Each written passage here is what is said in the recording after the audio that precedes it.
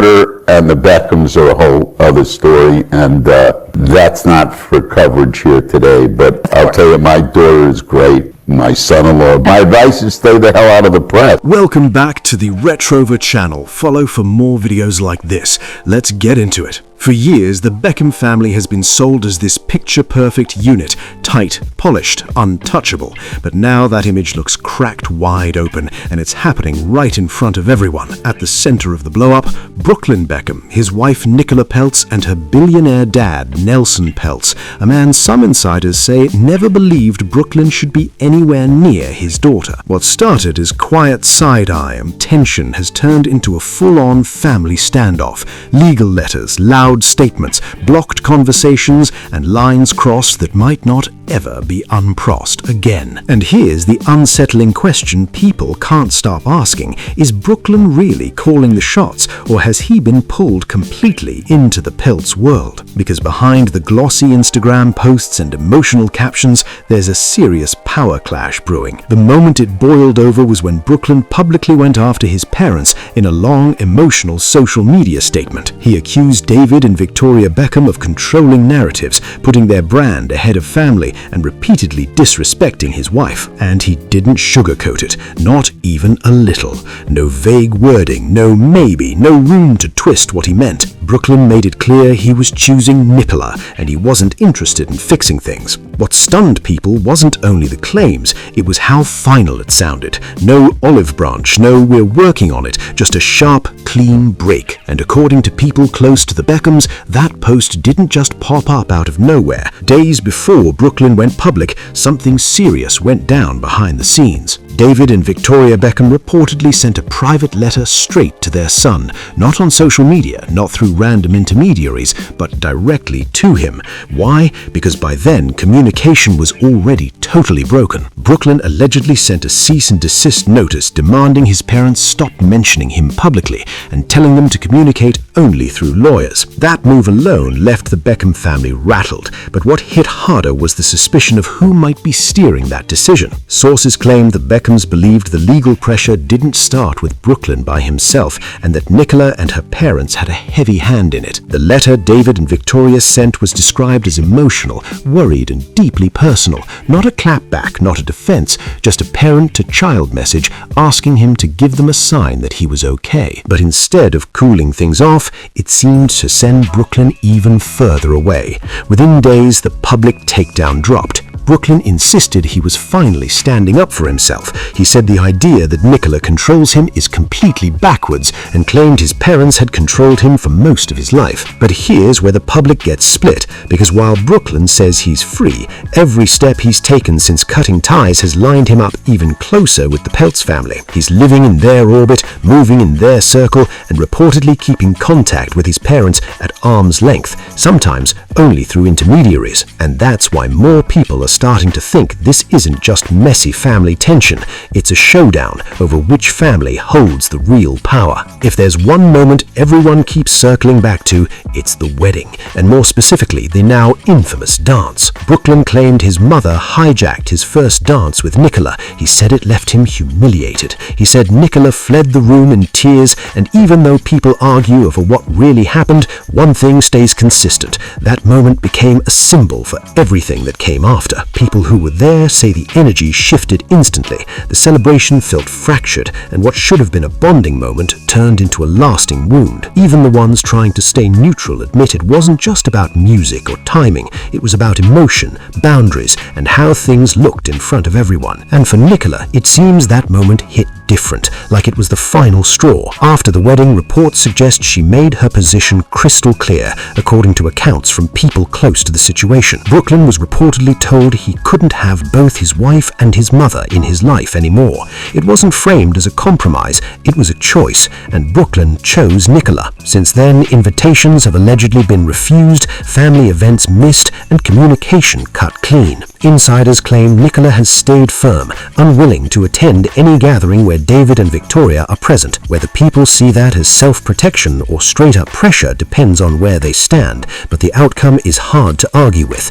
Brooklyn Beckham now looks almost totally disconnected from the family he was born into. And while Nicola has been front and center publicly, the most powerful person in this story barely speaks at all: her father, Nicola Peltz. He's a billionaire investor, a corporate heavyweight, a man used to control, structure, and leverage. According to multiple reports, he's never been especially impressed with Brooklyn. Sources claim Nicola Peltz has quietly brushed off Brooklyn's career attempts, photography, cooking, lifestyle branding, seeing it as unfocused and not serious enough. No public insults, no big blow-ups, just that cold, silent skepticism. And when a man worth billions isn't convinced by you, that changes the whole balance, especially when that same man has major influence over the family ecosystem Brooklyn is now living inside. And there's one more detail that adds extra tension around Brooklyn's future. Reports say a strict prenuptial agreement was signed before the wedding. That means Brooklyn would not gain access to the Peltz fortune if the marriage ever ended. He would reportedly walk away with only what the couple built together. For the Beckhams, that agreement raised alarms, not just because of money, but because of dependency. If Brooklyn's marriage ever fell apart after cutting off his parents, he wouldn't only lose his wife, he could lose his entire support system too. And that fear that their son has put his whole future in someone else's hands has allegedly haunted David and Victoria ever since. Still, people close to the Beckhams insist the door isn't shut. They say David and Victoria would welcome Brooklyn back immediately. No conditions, no public apology, no big performance required. But Brooklyn has made his position loud and clear. He says he has no regrets. He believes he told the truth, and he feels fully justified in walking away. Meanwhile, his siblings keep moving, careers progressing, life rolling on, and the parents staying publicly supportive. The whole family machine keeps turning, except for one missing piece: Brooklyn. And while Brooklyn insists he's finally free, people who knew him long before Nicola and long before fame turned family life into politics are starting to speak up. And what they're saying isn't exactly pretty for anyone involved. One of the most unexpected voices to weigh in didn't come from Hollywood at all. It came from football. Brooklyn's former youth coach from his time at QPR publicly expressed sympathy for him, but not in the way many people expected. He didn't take sides, he didn't defend David and Victoria, and he didn't hype up Brooklyn's choices either. Instead, he painted a picture of a childhood shaped by anxiety, pressure, and a tense, distant dynamic that most people can't even imagine. He talked about teenage Brooklyn being surrounded by permanent security at just 14 years old. He pointed out how fame and money don't automatically mean stability or happiness, and he mentioned moments that felt deeply unsettling, even to someone used to working with kids who have famous parents. And while he didn't directly blame any one person, the message landed loud. Brooklyn didn't grow up normal, and that can make someone vulnerable. Vulnerable to influence, vulnerable to control, vulnerable to thinking the only way to breathe is to cut everyone off. Here's where the story starts getting uncomfortable, because once you strip away the emotions, one thing looks obvious. Nicola didn't leave her world to join Brooklyn's. Brooklyn left his world to join hers. She stayed close to her family. She kept her support system locked in. She stayed financially independent from him. Brooklyn, on the other hand, distanced himself from his parents, lost access to the family structure he grew up around, and tied his emotional future to one household, the Peltz household. That imbalance is what's making observers uneasy, not because Nicola is evil and not because Brooklyn is weak, but because isolation is powerful. When someone becomes your only emotional anchor, their influence can start to feel absolute, even without obvious control. And even with all the headlines swirling around him, Nicola Peltz has said nothing publicly. No denials, no clarifications, no public defense of his son-in-law. And for someone as strategic as Nicola Peltz, that kind of silence doesn't usually happen by accident. People familiar familiar with his world describe him as decisive, blunt, and not impressed by image alone. Reports suggest he sees Brooklyn as unfocused, a young man still trying to figure himself out while benefiting from a famous last name. That perception might not be fair, but when power is involved, perception hits like reality. And insiders say Nelson's skepticism has only grown as Brooklyn's conflict with his parents has escalated, because in certain elite circles, cutting off your family doesn't automatically read as strength, it can read as instability. That's the kind of label that sticks, even if it's not the full story. Another quiet pressure point in this feud is Brooklyn's professional identity: photography, cooking, lifestyle branding. Every pivot has pulled public scrutiny and reportedly private doubt from inside the Peltz circle too. While David Beckham built an empire through relentless discipline, Brooklyn's road has looked more experimental, inconsistent, and still unfinished. And that contrast matters, because when one family is all about legacy and endurance, and the other is about results and dominance, friction is basically guaranteed. And one insider claim keeps popping up: Nelson Peltz has never been convinced Brooklyn brings enough to the table, financially, strategically, or even symbolically. Meanwhile, people close to David and Victoria say the change in Brooklyn didn't happen overnight. They claim it started when he began deferring decisions, when conversations felt filtered, and when private family talks suddenly involved lawyers. They insist their son didn't always talk like this. They say he didn't always describe himself as controlled, didn't always see the family dynamic through that lens. And even though Brooklyn rejects that narrative completely, the timing hard to ignore. The deeper the marriage got, the more distance showed up, little by little, then all at once. One of the loudest details in this feud is actually about who hasn't joined the fight: Brooklyn's siblings. They've kept posting with their parents, backing each other publicly, building their own lives without cutting ties.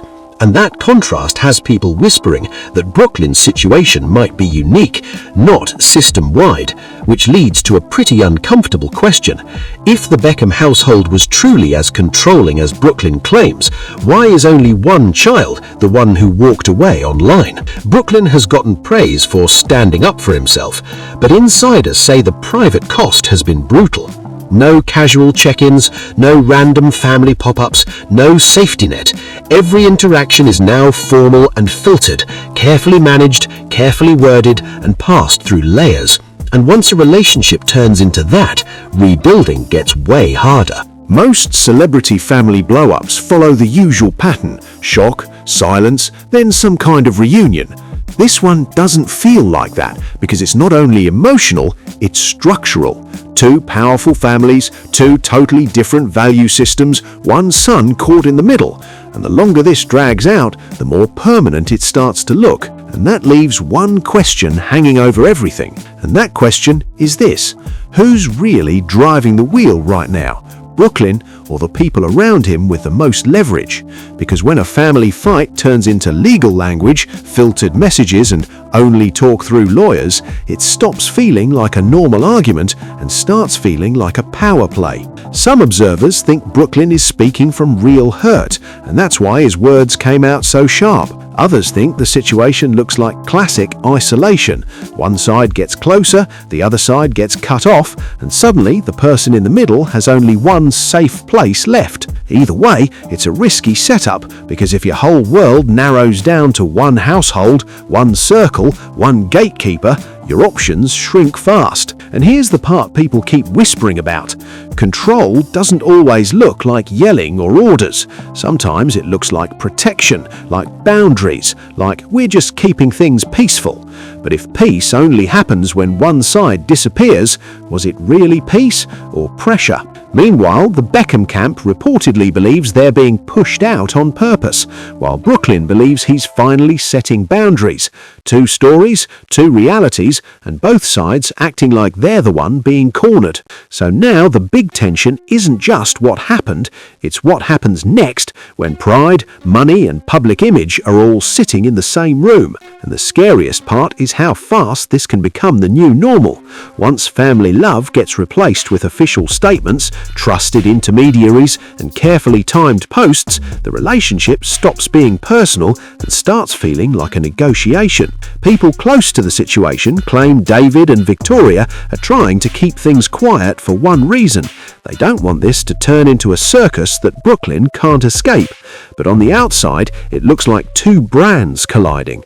Beckham legacy on one side, Peltz power on the other, and Brooklyn stuck in the middle like a chess piece. And let's be real, when you're dealing with wealthy families, influence doesn't always show up as a threat. It can show up as access. Doors open for you, opportunities land in your lap, and suddenly your whole future feels tied to staying in good standing with the right people. That's why so many are watching Brooklyn's next move like it's the real test. Does he rebuild a bridge with his parents quietly? Does he double down and go fully no contact? Or does he try to prove he can stand on his own, career, identity and all, without needing either family to carry him? Because if he can't build something solid for himself, this feud won't just be about feelings, it'll be about dependency. And that's the kind of trap that can last for years. And here's the part that has people side-eyeing the whole situation even harder. Nobody's really winning this, but somebody is definitely gaining more control of the story. When one side stays silent and the other side speaks through posts and legal steps, the public starts filling in blanks with whatever looks most believable. Some watchers think Brooklyn is trying to prove he's not just David Beckham's son, like he's fighting for his own identity, his own voice, his own lane. But others say the way this has played out looks less like independence and more like he's being boxed into one team only. And once you're locked into one team, it gets harder to think clearly, because you don't want to lose the only circle you've got left. Then there's the image game. The Beckhams have years of brand building, polished moves and controlled public moments. The Peltz family has serious money, serious connections and a reputation for playing things tight and strategic. Put those two forces in the same room and yeah, tension is basically guaranteed. And if Brooklyn wants to shut down the talk for real, the only thing that'll do it isn't another emotional post, it's action. Real independence looks like building a life that doesn't depend on constant backup from either side. Because right now, people aren't just watching a family feud, they're watching to see if Brooklyn can stand solid on his own, without anyone steering him from behind the curtain. And now the spotlight is shifting to something nobody can ignore. What does Brooklyn actually want, separate from the noise, the pressure, and the people around him?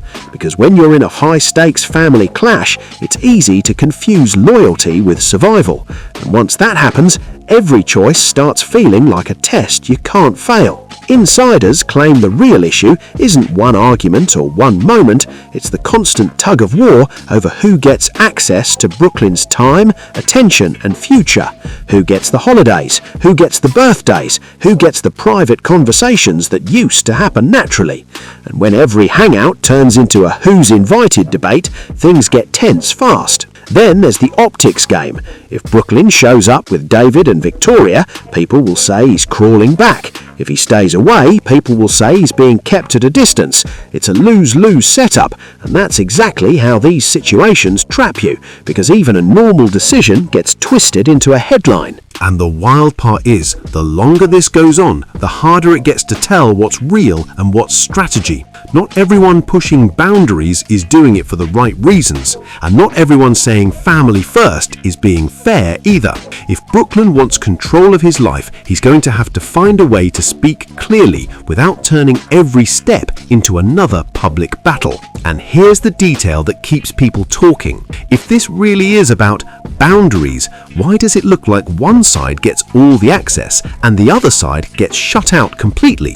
Because boundaries are supposed to protect peace, not erase an entire family overnight. Some insiders say the biggest red flag isn't the arguing, it's the control of information. Who gets to talk to Brooklyn directly? Who gets updates? Who gets invited first? Who gets his time when cameras aren't around? When one circle becomes the only circle, that's when influence starts to hit different. And the public can feel it, even if nobody says it out loud. Brooklyn's moves look more coordinated now. Carefully timed appearances, selective silence, and messages that sound like they've been polished before they hit the screen. That doesn't automatically mean anything shady is happening, but it does make people wonder who's shaping the tone. Meanwhile, the Beckham side reportedly sees this as a takeover of the relationship, while Brooklyn sees it as finally escaping pressure. Two totally different truths, and both sides are acting like they're the one being pushed to the edge. And the hardest part is this: pride can turn a temporary fight into a permanent split. One stubborn week becomes one stubborn month, then suddenly it's years. And when wealth, status, and reputation are all involved, people start moving like it's strategy instead of family. And if there's one thing that makes this whole situation feel even darker, it's how fast family conflict can turn into family replacement. Because once you start building a new routine without the people who raised you, it gets easier to keep going without them, even if you're hurting. Some observers think Brooklyn is trying to protect his marriage at all costs. Others think he's being pushed to prove loyalty like it's some kind of non-stop audition. And when loyalty becomes a test, it stops being love and starts feeling like pressure. Then there's the legacy factor. The Beckhams aren't just parents in this story. They're a global name, and that kind of fame comes with expectations, public judgment, and a lot of control over the narrative. But on the other side, the Peltz world isn't about public applause, it's about private power, influence, and results. So Brooklyn's caught between two different rulebooks. One family knows how to manage headlines, the other knows how to manage outcomes. And if you're the person in the middle, it can feel like you're constantly being measured, constantly being watched, constantly being handled. And the real question isn't whether Brooklyn loves Nicola. He clearly does. The real question is whether he can protect that relationship without burning down every bridge behind him. Because once those bridges are gone, rebuilding them isn't just emotional, it's political. And now people are watching for the next crack, because this kind of split doesn't stay frozen forever. Either someone reaches out or someone escalates, and right now, both sides look dug in. One camp is acting like we're protecting our peace, and the other camp is acting like we're protecting our family. Same words, totally different meaning. What makes it messier is how public perception works. Every time Brooklyn posts something soft and loving with Nicola, some people read it as romance, others read it as a message like, "This is my team and I'm not switching up." And every time David or Victoria posts something that looks normal, people start decoding it like it's a secret signal. That's how you know the situation is out of control, when even silence turns into a headline. And let's talk about the real-life pressure behind the scenes. When you're married, you're building a new unit, and that's real. But when your new unit becomes your only unit, that's when things get risky. Because if there's ever a hard season, you don't have extra support. You just have one lane, one circle, one place to land. Meanwhile, insiders claim that trust is the biggest thing that's broken. Not just who said what, but who believes what, who feels safe with who, and who thinks the other side is playing games. And once trust is gone, even a simple phone call starts feeling like a trap. So the tension keeps building. Does Brooklyn find a way to reconnect without feeling like he's betraying his wife, or does he keep proving loyalty by keeping distance from his past? What happens if Brooklyn ever changes his mind? Because walking away can feel easy when you're sure you're right, but coming back takes humility, real forgiveness, and effort from both sides. And while David and Victoria reportedly stay open to reconciliation, the same can't be assumed for everyone involved. If Brooklyn wanted to reconnect tomorrow, would Nicola support that? Would Nicola Peltz be okay with it?